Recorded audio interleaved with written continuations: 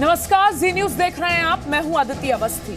आज प्रधानमंत्री नरेंद्र मोदी का जन्मदिन है। प्रधानमंत्री नरेंद्र मोदी आज 70 साल के हो गए हैं। सारा देश और दुनिया भर से उन्हें बधाइयां दी जा रही हैं। और आज हम आपको प्रधानमंत्री नरेंद्र मोदी के वो बयान सुनवाने जा रहे हैं जिन्होंने इतिहास रचा। सबसे पहले हम आपको प्रधानमंत्री नरेंद्र मोदी के उस इंटरव्यू के कुछ हिस्से सुनवाते हैं जिसमें उनके अंदर नतीजों से 2019 लोकसभा चुनाव में जीत का आत्मविश्वास नजर आ रहा है।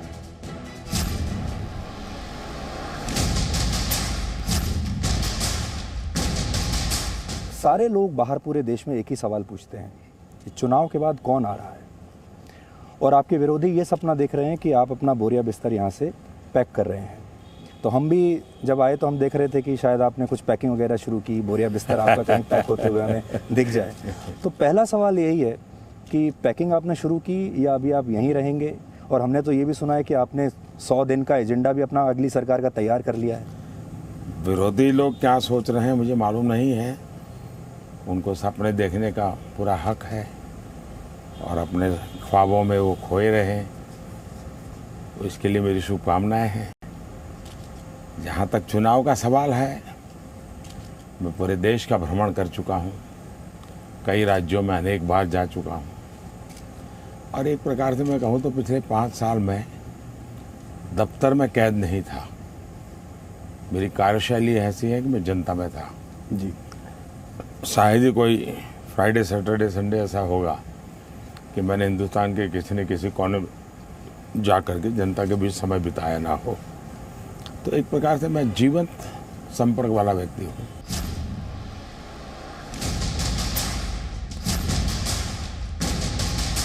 आप भी हम लोगों की तरह ही हैं और आप आम इंसान की तरह जीते हैं और आपका मन भी आम इंसान जैसा ही है। लेकिन जो शब्दों का प्रयोग आपके लिए हुआ इस दौरान, इस चुनाव प्रचार में तो बहुत हुआ, पहले भी हुआ। चोर आपको कहा गया, नीच कहा गया, भस्मासुर, मौत का सौदागर, दुर्योधन। आप शायद भारत के पहले प्रधानमंत्री होंगे जिसके बारे में इतने ज़्यादा अपशब्द कहे गए। तो आप नेता हैं, इतने तजुर्बेकार हैं, वो बात अलग है, आपको आदत होगी और सुनते सुनते शायद आदत पड़ गई होगी। लेकिन आप क्योंकि आम इंसान हैं, आपके मन में कभी इस बात का दर्द भी होता होगा कि आपसे ऐसी क्या गलती हुई जो ये सारी शब्दावली आपके नाम के साथ जुड़ी। कभी आपको उसका बुरा लगता है? मैं इंसान हूँ, दर्द मुझे भी होता है, लेकिन मेरी कुछ जिम्मेवारियाँ हैं, इसलिए उस दर्द को पी जाता हूँ। और ये आज से नहीं, पिछले 20 साल से पीता आया। लेकिन आप सीमा जब छोड़ देते हो, तो आज मैंने पहली बार जी कुरुक्षेत्र की मेरी पब्लिक मीटिंग में क्या क्या मेरे लिए कहा गया है उसका एक लिस्टिंग किया है।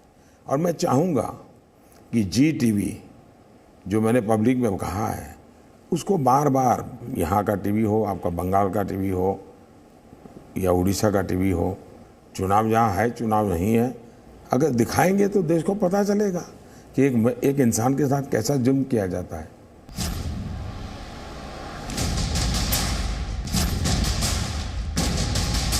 अब एक सवाल आपकी सोच और पर्सनैलिटी को लेकर। जैसे 22 फरवरी को आपको सोल पीस प्राइज़ मिला, शांति पुरस्कार मिला सोल का। 4 दिन बाद बालाकोट की एयर स्ट्राइक हो गई। उसके बाद आप 150वीं वर्षगांठ मनाने की बात करते हैं महात्मा गांधी की, जो कि अहिंसा के इतने बड़े पुजारी थे। फिर आप उसके बाद एंटी सैटेलाइट मिसाइल भी लॉन्च कर देते हैं। तो लोग ये भी जानना चाहते हैं कि आपकी असली सोच क्या है। आप शांति में विश्वास करते हैं, युद्ध में विश्वास करते हैं, दोनों में करते हैं, और ये आपके अलग अलग रूप जो हैं कि अभी आपने शांति की बात की, लेकिन उस वक्त आप युद्ध की भी बात सोच रहे हैं, युद्ध की बात सोच रहे हैं, उसके बाद तुरंत आप शांति की बात भी कर रहे हैं। ये स्विच ओवर कैसा है? युद्ध किसी भी समस्या का समाधान नहीं है, ये मेरा वैचारिक अधिष्ठान है। लेकिन शांति निर्बल लोगों के नसीब नहीं होती है, समर्थ को ही शांति मिलती है जी। और समर्थ ही शांति का माहौल में कैटलिक एजेंट बन सकता है। अगर हम इस पूरे भूभाग में शांति चाहते हैं तो भारत का सामर्थ्यवान होना बहुत जरूरी है। और इसलिए भारत अगर स्पेस में, अंतरिक्ष में अपनी ताकत दिखाता है तो भारत का सामर्थ्यवान होना चाहिए। समर्थ भारत ही समृद्ध भारत बन सकता है। भारत समर्थ नहीं होगा तो समृद्ध नहीं बन सकता है, ये हमें मान के चलना पड़ेगा। शांति भी, आप सामर्थ्यवान होंगे तो शांति आएगी, आप सामर्थ्यवान नहीं होंगे तो सिवाय अशांति आपके नसीब कुछ नहीं आएगा। तो ये मेरे मूलभूत विचार हैं।